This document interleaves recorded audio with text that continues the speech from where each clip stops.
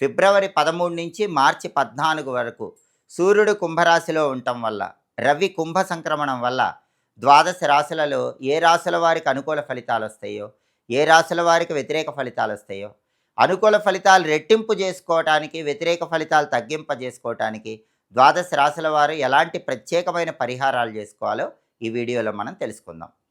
ప్రధానంగా ఫిబ్రవరి 13వ తేదీ సూర్యుడు మకర రాశి నుంచి కుంభరాశిలోకి మారగానే, సూర్యుడి కుంభ సంక్రమణం జరగగానే ఇది ద్వాదశ రాశులలో మొట్టమొదటి రాశి అయిన మేషరాశి వాళ్ళకి 11వ స్థానంలో ఏర్పడుతోంది. కాబట్టి మేషరాశి వాళ్ళకి ఏకాదశ స్థానంలో 11వ స్థానంలో సూర్యుడి సంచారం ప్రారంభమవుతుంది. కాబట్టి స్థిరాస్తులు కొనుక్కునే యోగం బ్రహ్మాండంగా ప్రారంభమవుతుంది.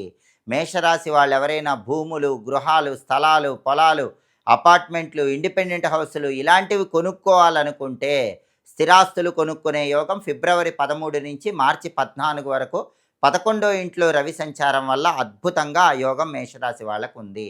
అలాగే మేషరాశి వాళ్ళకి చేస్తున్న ప్రతి పనిలో కూడా కార్యసిద్ధి ఏర్పడుతుంది.